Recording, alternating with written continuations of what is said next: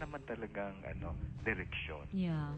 So, mahirap ito, again, dahil nangangailangan din itong texter natin, pero the best na magagawa nila ay hanapan nila ng pamasahe pabalik sa probinsya. At doon na lang sila maghanap ng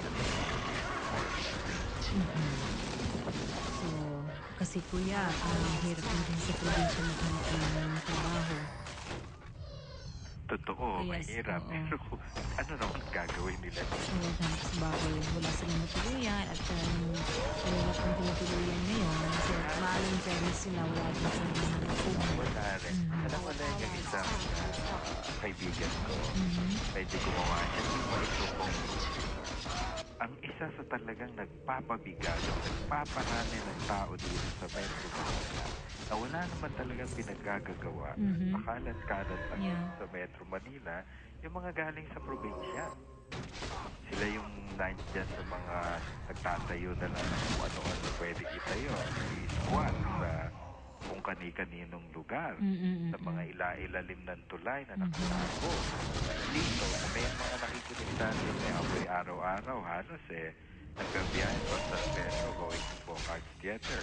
Pagliko nyo sa Buendia, meron itong mga tulay doon, may mga tao doon sa ilalim, doon nakatira.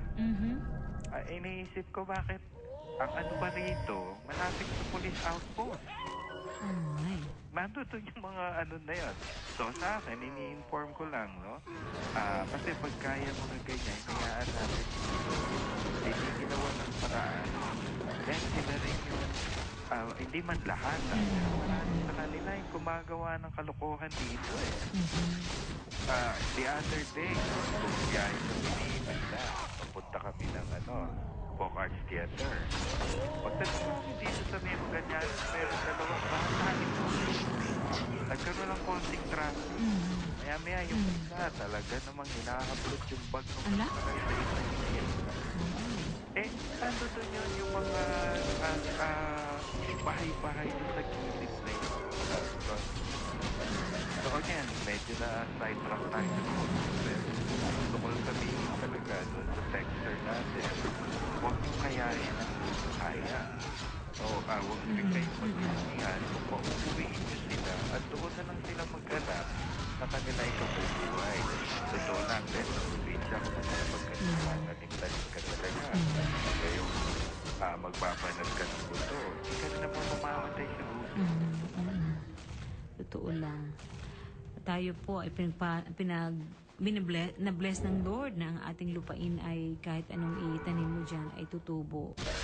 Itanim mo dyan ang buto ng kamatis, buto ng talong, o kung ano man mga dyan, kamuti tops na kung tumutubo. Sa totoo lang po, pagpunta namin sa Riyadh, kuya, sa kahaba-haba ng lalakbay mo, minsan isang puno lang makita mo. Totoo yun. Tapos doon, nag-outing yung mga pamilya ng mga Riyadh, mag-out, dala ng lampotse. Doon na sila sa isang puno, nag-uunahan sila doon. Talagang, alam mo yun, diba, buhangin. Sabi ko nga dun sa mga kababayan natin doon, eto pala ang pag nag-outing sila, yung mga taga-Saudi ay sa isang puno, basta lang mayroon silang family day. Naku, tayo po dito ay grabe, pinagpala ng Diyos na napakaraming lupain na pwedeng pagtamnan. Nakakalungkot lang, yung ating mga bulubundukin ay nakakalbo. Kaya dapat pag-ukulan ng pansin. Ang dami nating dapat ayusin. Pinagpala tayo ng Diyos ng lupain na fertile, and yet inaabuso natin o kaya tinatamnan ng mga condominium. Ito na naman yung Pablo na talagang napakalaking pinsana ginawa